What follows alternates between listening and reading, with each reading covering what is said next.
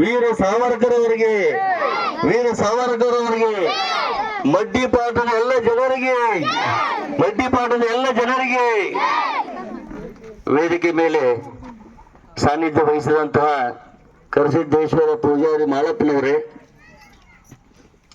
ಹಾಗೂ ಅಧ್ಯಕ್ಷತೆ ವಹಿಸಿದಂತಹ KG ಬಡಿಗೇರವರೇ, ಮಲ್ಲು ಮಲ್ಗಾನ್ ಅವರೇ, ರಾಮಣ್ಣ ಜೋತಪ್ಪನವರೇ, ವಿಠಲ್ ಮೈತ್ರಿ ಅವರೇ, ಕಾಮಣ್ಣ ಮೈತ್ರಿ ಅವರೇ, ಪ್ರದೀಪ್ ನಂದಪ್ಪನವರೇ, ಮಲ್ಲು ದಾನಗೊಂಡ್ ಅವರೇ, ಸಂತೋಷ್ ಪಾಟೀಲ್ ಅವರೇ, ವಿಶಾಲ ಧರೇಪುರ ಅವರೇ, ಸಿದ್ದಾರೂಢ ಪತ್ತಾರ್ ಅವರೇ, ಶ್ರೀಶೈಲ ಮಠ್ ಅವರೇ, ಪರಯ್ಯ ಮಠಪತಿ ಅವರೇ, ಬೀರಪ್ಪ ಅಬ್ಬಣ್ಣವರೇ ಮತ್ತು ಕಾಂಟ್ರಾಕ್ಟರ್ ಆದಂಥ ದಿಲೀಪಣ್ಣ ಅವರೇ, ಕೇಂದ್ರ ಬಿಂದುಗಳಾದಂತಹ ನಮ್ಮ ಒಡನಾಡಿ ಖಾಸ್ ಭಕ್ತ ಹನುಮಂತ ಶ್ರೀ ಗದಗಪ್ಪನವರೇ ಧಾರವಾಡ, ಹಾಗೂ ಎಲ್ಲ ಗಣ್ಯಮಾನ್ಯರೇ, ಇಲ್ಲಿ ಮಡ್ಡಿ ಪ್ಲಾಟ್ ನನ್ನ ಸಮಸ್ತ ಬಂಧು ಭಗನಿಯರೇ, ಅಣ್ಣ ತಮ್ಮಂದಿರೇ, ಅಕ್ಕ ತಂಗಿ ತಾಯಂದ್ರೆ ಎಲ್ಲರಿಗೂ ಶರಣಾರ್ಥಿಗಳು. ನನಗೆ ಬಹಳ ಖುಷಿ ಆಗ್ತದೆ. ಇವತ್ತು ಬಹಳ ವರ್ಷಗಳ ಬೇಡಿಕೆ, 25 ವರ್ಷ ಸತತ ಹೋರಾಟ ಮಾಡಿದ್ದು ಇದೊಂದು ಇತಿಹಾಸನೇ. ಆದರೆ ಇವತ್ತಿನ ವೈಜ್ಞಾನಿಕ ಯುಗದಲ್ಲಿ, ತಾಂತ್ರಿಕ ಯುಗದಲ್ಲಿ ಯಾಕೆ ಇಷ್ಟು ಲೇಟ್ ಆಯಿತು ನನಗೆ ಗೊತ್ತಾಗಲಿಲ್ಲ. ಇವತ್ತಿನ ಇಡೀ ಒಂದು ಭಾರತ ದೇಶದ ಮೂಲೆಯಲ್ಲಿ ಕೂಡ ಹಿಮಾಚಲ ಪ್ರದೇಶದಲ್ಲಿ ತುದಿ ಮಠ ಕನಿಷ್ಠ ಒಂದು 50 ಕಿಲೋಮೀಟರ್ ಮಠ ಕರೆಂಟನ್ನು ಕೊಡಿಸಿ ಬೆಳಕನ್ನು ಚೆಲ್ಲಿದಂತಹ ಈ ನಮ್ಮ ದೇಶದ ಕೇಂದ್ರ ಸರ್ಕಾರ ಹಾಗೂ ರಾಜ್ಯ ಸರ್ಕಾರಗಳು. ಅದರಲ್ಲಿ ಕೇಂದ್ರ ಸರ್ಕಾರ ಬಹಳ ಒಂದು ದೊಡ್ಡ ಕೆಲಸ ಪ್ರಜೆಗಳ ಸಂಬಂಧ ಮಾಡ್ತಾ ಇದೆ. ಇವತ್ತು ಜನರ ಒಂದು ಆರೋಗ್ಯಕ್ಕಾಗಿ ಅವರ ಒಂದು ಜೀವನ ಉತ್ಕೃಷ್ಟ ರೀತಿಯಲ್ಲಿ ನಡಿಬೇಕು, ಅವರಿಗೆಲ್ಲರಿಗೂ ಒಂದು ಶಿಕ್ಷಣ ಒಂದು ಪ್ರದಾನ ಆಗಬೇಕು, ಅವರ ಕೈಗೆ ಕೆಲಸವನ್ನು ಕೊಟ್ಟು ಅವರು ಬಾಳಿ ಹಸನಾಗಬೇಕು ಮತ್ತು ಉಜ್ವಲವಾಗಬೇಕು, ಒಳ್ಳೆಯ ಸ್ಥಿತಿಯಲ್ಲಿ ಅವರು ಬದುಕಬೇಕು, ವಿದ್ಯಾವಂತರಾಗಿ ಆರೋಗ್ಯವಂತರಾಗಿ ಮಾನಸಿಕ ಸದೃಢತೆ ಮತ್ತು ದೈಹಿಕ ಸದೃಢತೆಯಲ್ಲಿ ಅವರು ಬದುಕುವಂತ ಆಗಬೇಕಂತ ಬಹಳಷ್ಟು ಚಿಂತನೆ ಇವತ್ತು ಕೇಂದ್ರ ಸರ್ಕಾರ ರಾಜ್ಯ ಸರ್ಕಾರ ಮಾಡ್ತಾ ಇದೆ.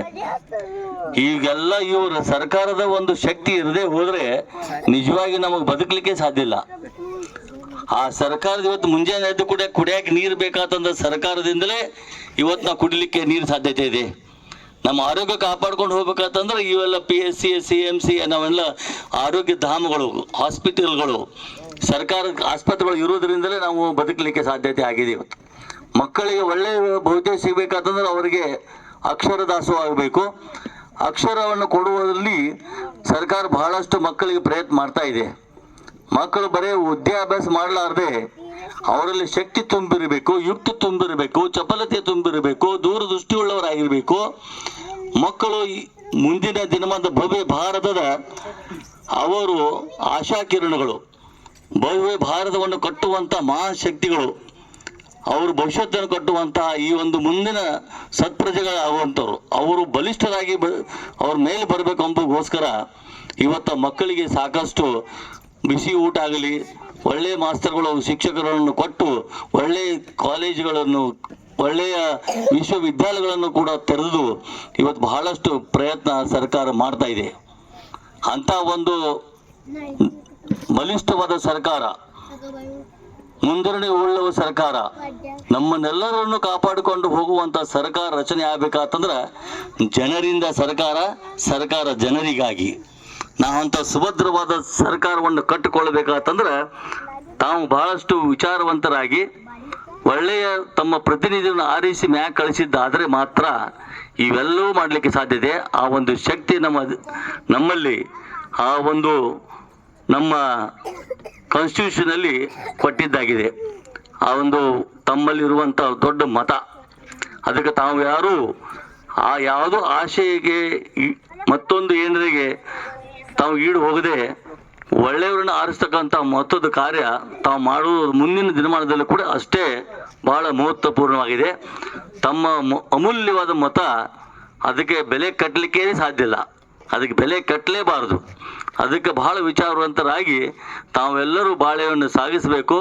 ಸರ್ಕಾರ ಇವತ್ತು ಕೇಂದ್ರ ಸರ್ಕಾರ ನಮ್ಮ BJP ನೇತೃತ್ವದ ನಮ್ಮ ನರೇಂದ್ರ ಮೋದಿ ಅವರ ನೇತೃತ್ವದ ಸರ್ಕಾರ ಇವತ್ತು ಬಹಳ ದೊಡ್ಡ ಪ್ರಮಾಣದಲ್ಲಿ ಸಾಧನೆ ಗೈದಿ 12 ವರ್ಷಗಳಲ್ಲಿ ಇಡೀ ಒಂದು ವಿಶ್ವದಲ್ಲಿ ಮುಂಚೂಣಿಯಲ್ಲಿ ಸಾಗಿದೆ. ಇವತ್ತು ನಮ್ಮ ಆರ್ಥಿಕ ಪರಿಸ್ಥಿತಿ ಈಗ ಒಂದು 12 ವರ್ಷದ ಹಿಂದೆ ನಾವು ಬಹಳ ಕೆಳಮಟ್ಟಗಿದ್ದೀವಿ. ನಾವು 14ನೇ ಸ್ಥಾನ 15ನೇ ಸ್ಥಾನದಾಗಿದ್ದೀವಿ.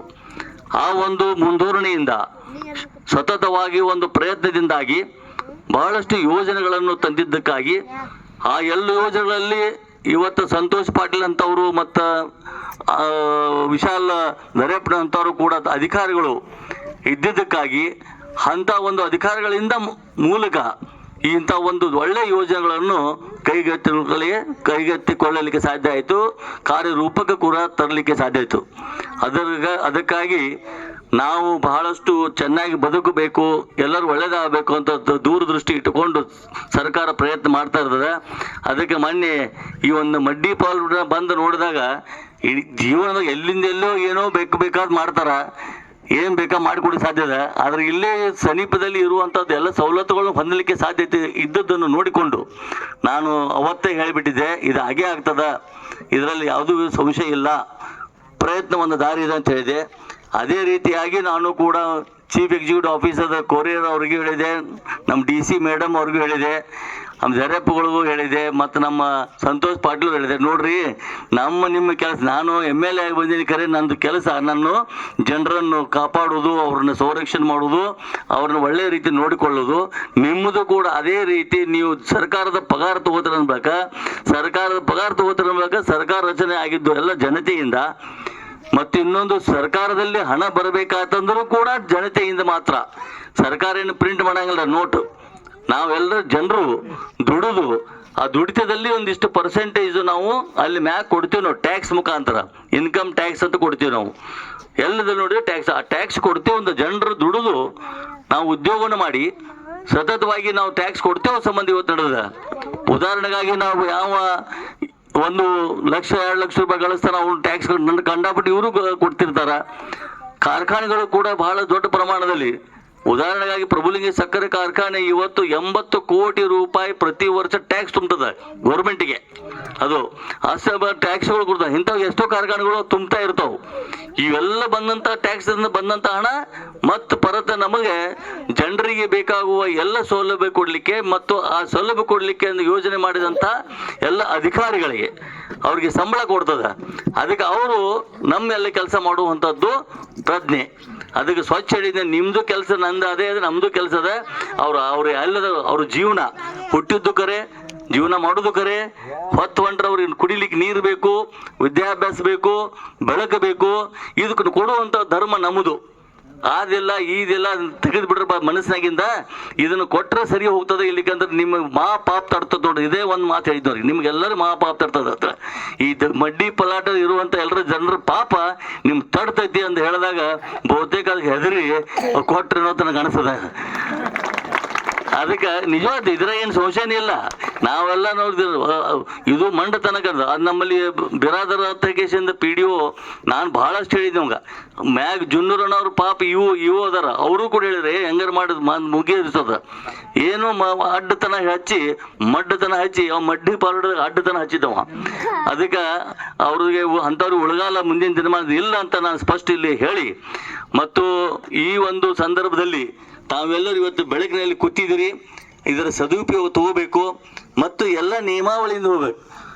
ನಾವು ಬರೇ ಸರ್ಕಾರದಿಂದ ಏನು ನಮಗೆ ಸಿಗ್ತೈತಿ, ಏನು ಕೊಡ್ತಾರ ಅನ್ನೋಕ್ಕಿಂತ ನಿಜವಾಗಿ ಹೇಳಿದ ಒಂದು ತತ್ವ ಹೇಳ್ತಾರೆ. ಈಗ ಮಕ್ಕಳಿಗೆ ಕಲಿಸ್ರಿ, ನಿಮ್ಮ ಕಡೆ ಆಗ್ಲಿಕ್ಕೆ ಅಟ್ಟ ಹೋಯ್ತು. ನಿಮ್ಮ ಮಕ್ಕಳಿಗೆ ಏನು ಕಲಿಸ್ಬೇಕು, ಸರ್ಕಾರ ಏನು ಕೊಡ್ತು, ದೇಶ ಏನು ಕೊಡ್ತು ಅನ್ನೋಕ್ಕಿಂತ ನಾ ದೇಶಕ್ಕೆ ಏನು ಕೊಟ್ಟೆ, ನಾನು ಸರ್ಕಾರಕ್ಕೆ ಏನು ಕೊಟ್ಟೆ ಅನ್ನೋದು ಮಕ್ಕಳು ಆ ಥರ ತಯಾರಾಗಬೇಕು. ನಾವು ದುಡಿದ್ರೆ ಮಾತ್ರ ಸರ್ಕಾರ ನಡೀಲಿಕ್ಕೆ ಸಾಧ್ಯತೆ. ಅದಕ್ಕೆ ನಾವು ಬಹಳಷ್ಟು ದುಡಿದಿದ್ರಲ್ಲಿ ಒಂದು 10% 20% ನಾವು ಸರ್ಕಾರ ಕೊಡ್ಬೇಕು. ಆ ಸರ್ಕಾರ ಪರತ್ ಮತ್ತೆಲ್ಲರಿಗೂ ನಮಗೆ ಇಲ್ಲದವ್ರಿಗೆ ಅವ್ರಿಗೆ ಹಂಚುತ್ತದ. ಈಗ ನಾವು ಎಷ್ಟೇ ನೋಡಿ ದೊಡ್ಡ ರೋಡ್ಗಳನ್ನಾಗಲಿ, ಬ್ರಿಡ್ಜ್ಗಳನ್ನಾಗಲಿ, ಕರೆಂಟ್ ತಯಾರು ಮಾಡ್ತೀವಿ. ಕರೆಂಟ್ ಎಲ್ಲಿ ಸಾಧ್ಯತೆ, ಯಾವ ಟಾಟಾ ಬಿರ್ಲಾಗ ಮಾಡೋಕೆ ಸಾಧ್ಯ ಇದೆ. ಈ ಸರ್ಕಾರ ಅಂತ ದೊಡ್ಡ ಡ್ಯಾಮ್ಗಳು ಕಟ್ಟೈತಿ. ಆ ಡ್ಯಾಮ್ನಿಂದ ಬರುವಂಥ ನೀರನ್ನು ಟರ್ಬೈನ್ದಾಗ ಹಾಕಿ ಅದಕ್ಕೆ ವಿದ್ಯುತ್ ಕೊಡ್ತೈತಿ. ಮತ್ತು ಕಲ್ಲಿದ್ಲಿ ಸುಡ್ತೈತಿ. ದೊಡ್ಡ ಪ್ರಮಾಣದಲ್ಲಿ ವ್ಯಾಗಿನ ಗಟ್ಟಲೆ ಕಲ್ಲಿದ್ಲಿ ಹೋಗ್ತದ. ದೊಡ್ಡ ಸ್ಥಾವರಗಳು ಅದಾವು, ಕರೆಂಟ್ ತಯಾರು ಮಾಡುವಂಥ ಸ್ಥಾವರಗಳು, ಬಾಯ್ಲರ್ಗಳು, ಅಲ್ಲೆಲ್ಲ ಕರೆಂಟ್ ತಯಾರು ಮಾಡ್ತಾರ. ಅವಕ್ಕೆ